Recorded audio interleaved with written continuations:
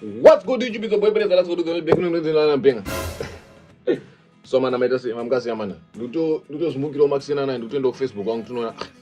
Ko ndo zuri kuitika izvo. But if it's the first time, please like, comment, share, subscribe to my YouTube channel for more content. Know what I'm saying? For more.com.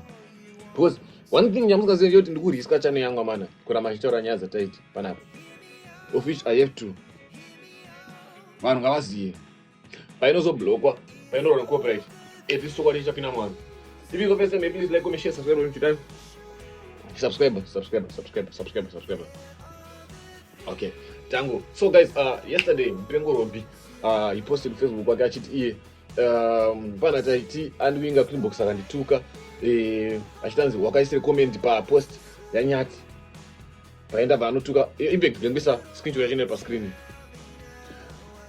taita kanotuka Mpengo Robi kuti akakomentire chi ku post yanyati Gilbert achitaura kuti impact Mpengo Robi hana kutaura nonzi chistare munhu but pana akanyuwa haina akadhiya kutaura which means that haina is his haina ndirake bere because Mpengo Robi akangoti musazoita zvezvinyadzi musazoita ngesevaya what screenshot murona pa screen painobva kuimba kusema mukomana baanotukwa zvinyadzi like what kind of disrespect is this? Mpengo Robi is a very big person in Zimbabwe.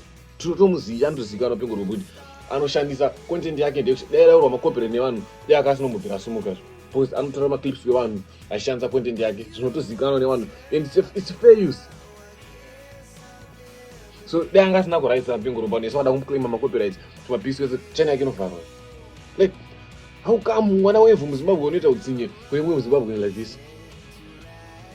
So ndasema kuseni ndizomuka ndiona Mpengo Robi ane copyright, ane one copyright strike, akarohwa macopyright nemamwe 2 zvino taita akatsvaga kuti mavideos akafichiriswa pata mavideos maMpengo Robi mamwe 2 mavideos channel yaenda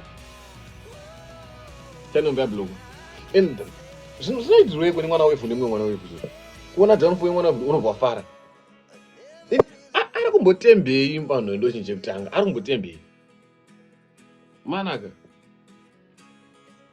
ngenyarare but yeah ndozoitika Mpengo Robi apo strike natight one strike now.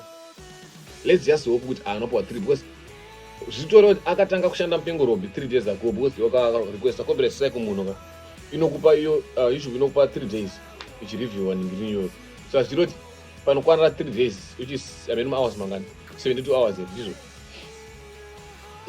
inobva yabvisa video saka panokwana dzimwe 3 days futi hours 3 days kana anga akarequesta kuti aite take down mavideos ese ane content yataiti achadonedzerwa shoma mavideos zviro mamwe ari kutodonedzwa atori muwe kudonedzwa mavideos ono zviro makawana channel yaMpengo Robi yavharwa yarwa termination because warwa 3 macopyright strikes channel yavharwa unongombosina access but it's very bad. It's very bad. Aungafarira kuona downfall yama content creators kam Zimbabwe. Muzimbabwe Mpengo Robi andozikanwa kunzi he's a very big content creator, he's a big deal in Zimbabwe.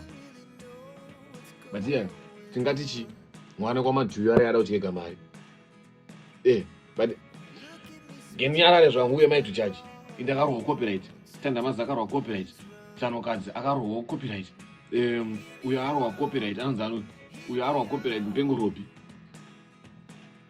nyati akarohwa copyright tiri kupenga tiri kumuvenga mukomana zvakanaka. Alright guys, if you enjoyed the video, please like, comment, share, subscribe to my channel. Tell a friend, go and give a neighbor. Aoneo magroup emsangano enyama echi irwadzano neza okay but ne politics musheyo ma links vanoona ma videos zangu. Thank you guys for watching. Please like, comment, share, subscribe to my channel.